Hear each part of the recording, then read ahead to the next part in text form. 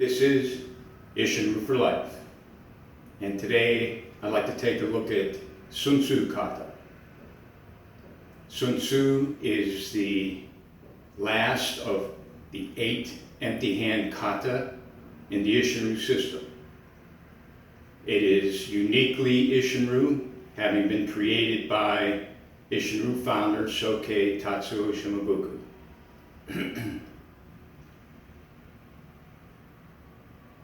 By the time a student reaches this point, they are familiar with the principles and concepts of Ishinru Karate, and they get the opportunity to incorporate them into this signature kata. I'm going to do some repetitions in the kata. In between, I'm going to pick out some key points, specifically relating to the close-in aspect of Ishinru self-defense. So if you'd like to follow along, make sure you're warmed up. I'm ready to go, so let's get to work.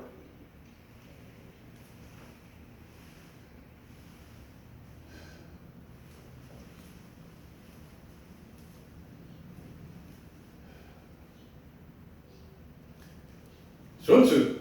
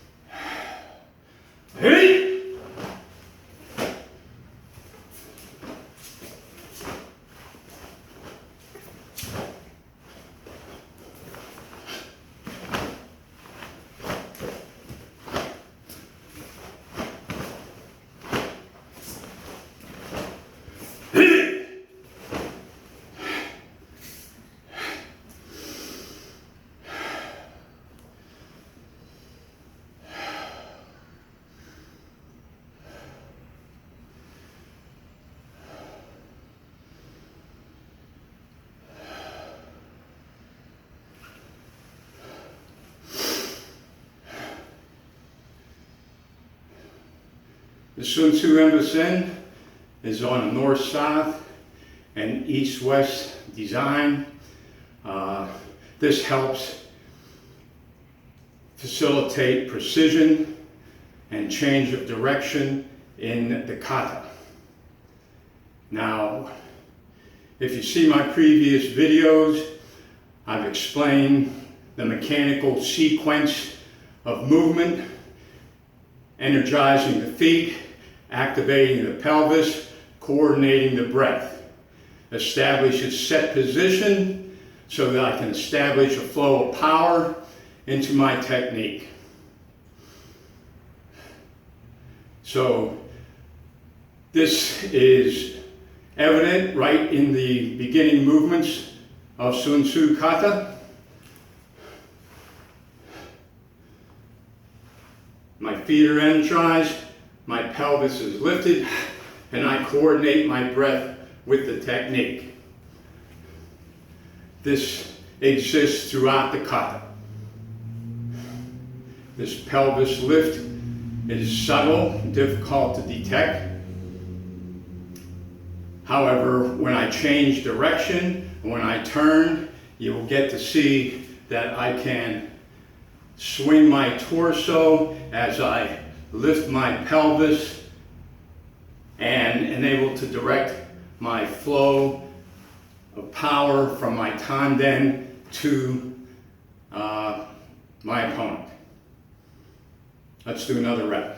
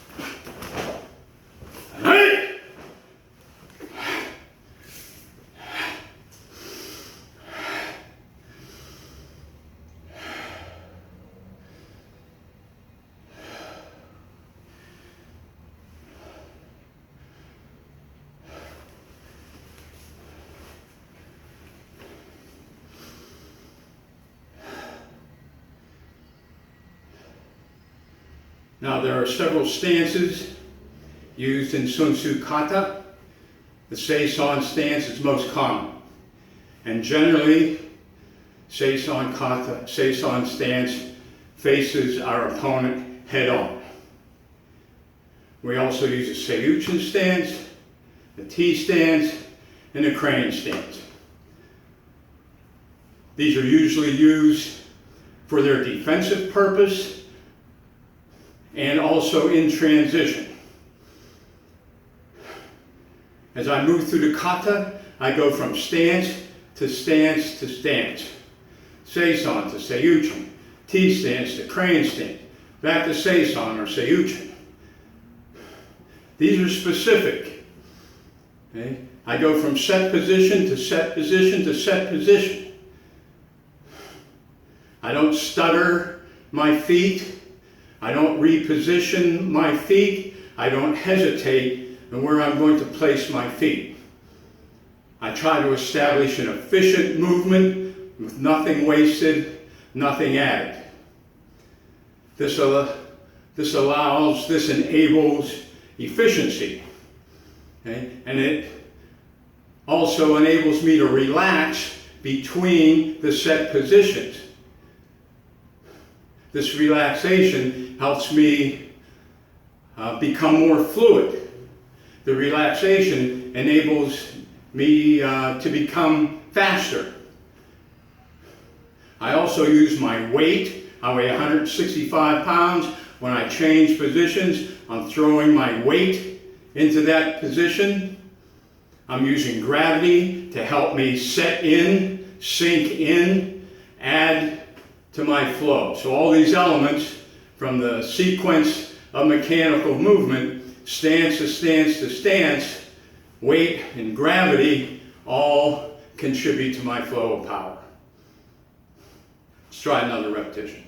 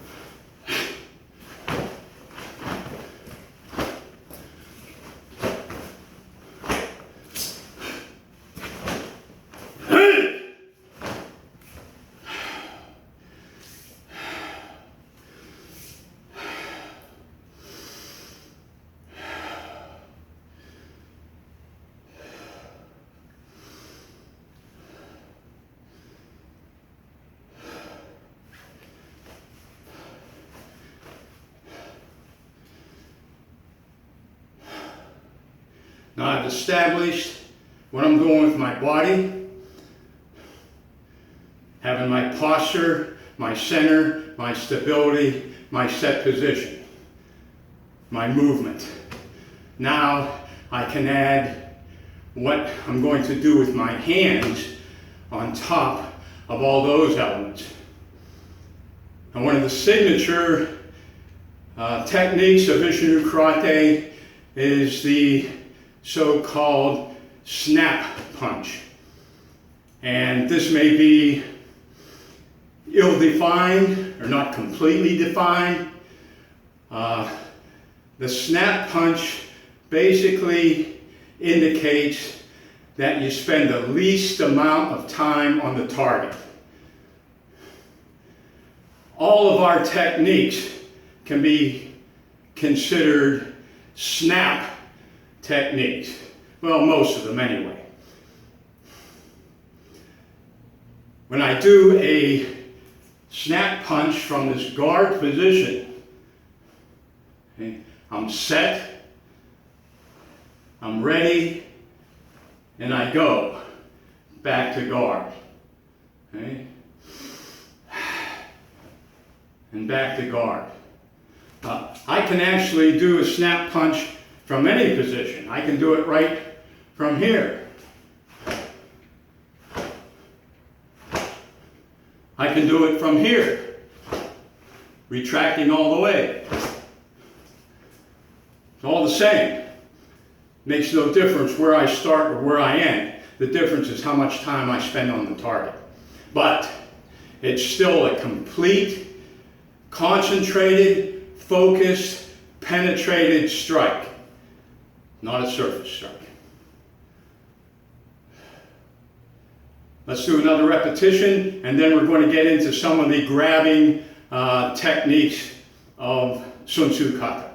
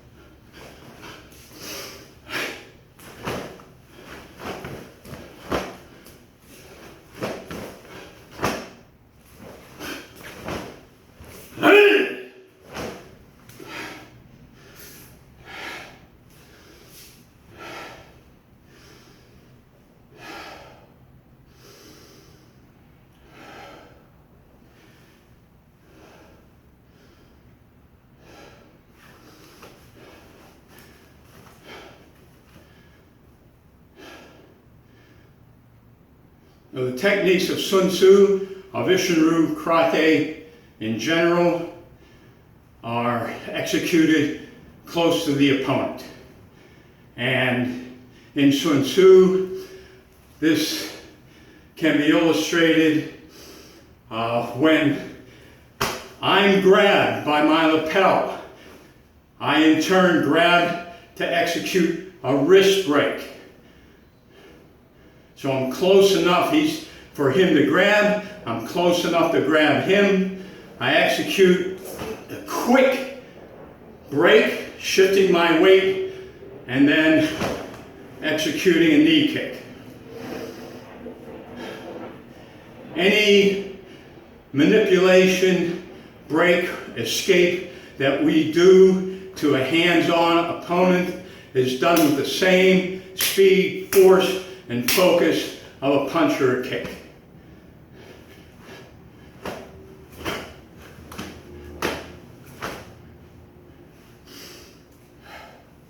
I don't want to wrestle with an opponent. If I get here and he's too strong for me, I've got to move on to plan B. Maybe that kick. Another area is facing the opponent. I reach in and cover, block here at the same time. Blocking, reaching in. Blocking, reaching in, grabbing the belt. I pull and elbow simultaneously. I'm pushing my elbow into the sternum of my opponent. I want to get him reeling backwards so I can follow up with my 2 additional elbow strikes. And think about how close you have to be to issue an elbow strike. Close enough to grab his belt, deflect his attack, and then deliver 2 elbow strikes. Let's do another rep. Let's keep that in our mind. Close to the opponent. Snap of the wrist. Penetrating elbow. Close to do 2 elbow strikes.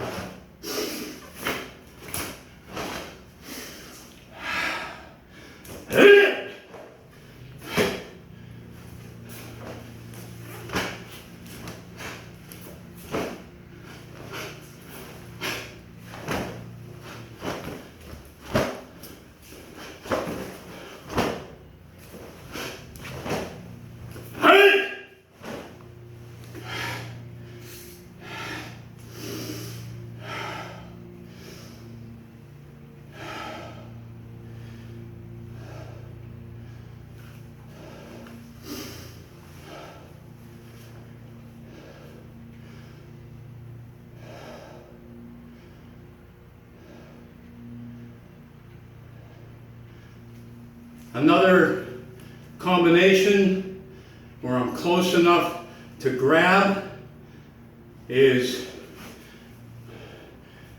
from my guard position, stepping in a Seiyuchin, deflecting an attack upward, grabbing a hold of the upper arm close to the armpit, pivoting in Seiyuchin, and executing elbow strike to the spine.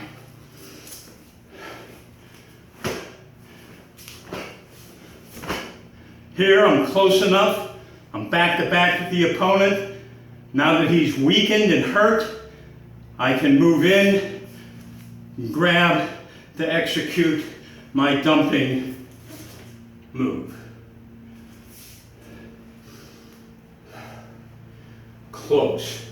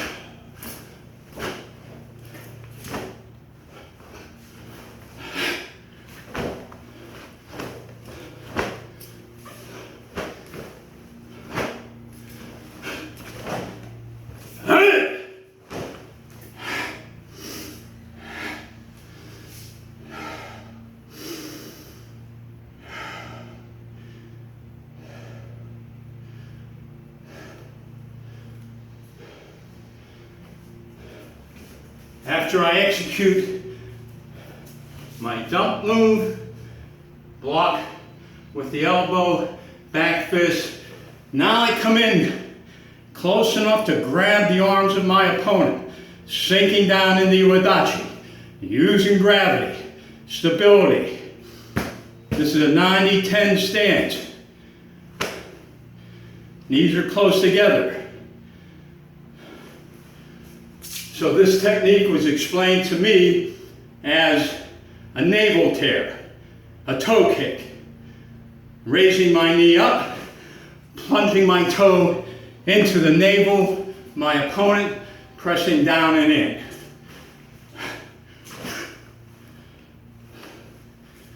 In modern times, this is usually executed as a knee kick.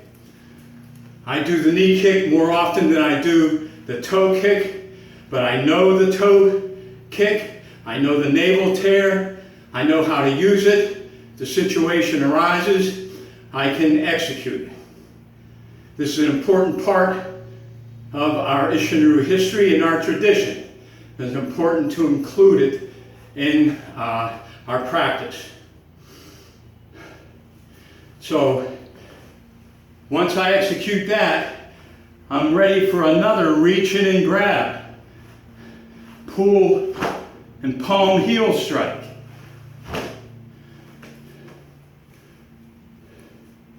Again, close to the opponent. Let's do another repetition.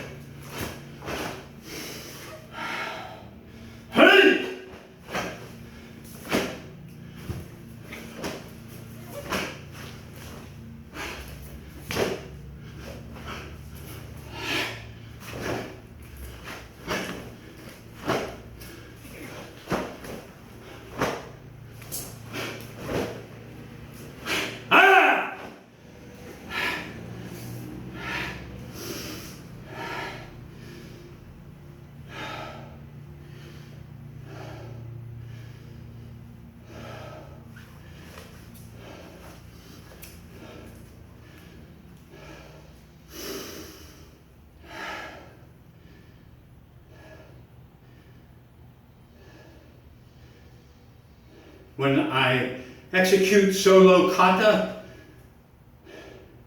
visualization is important. And I want to visualize how close my opponent is to me. Oftentimes we're in the dojo, we have a lot of space, we're looking out into the yonder, way off to either side. I have plenty of room. Where is my opponent? He is right here. Close enough for me to grab, close enough for me to elbow, close enough for me to hold on and execute a knee kick. So if you visualize, you will refocus your eyes to here, not out there, to here. And these close-in techniques, the grabbing techniques, should reinforce the idea of being set. Energize the feet, activate the pelvis, coordinate the breath. Since I'm executing my techniques close over a short distance, it's imperative for me to develop that flow of power so that I can develop speed and execute the effectiveness of the technique. It's a bit easier to develop speed over a longer distance. The challenge of Isshin-ryu is to build that speed in the short distance. And remember our formula, form plus speed equals power.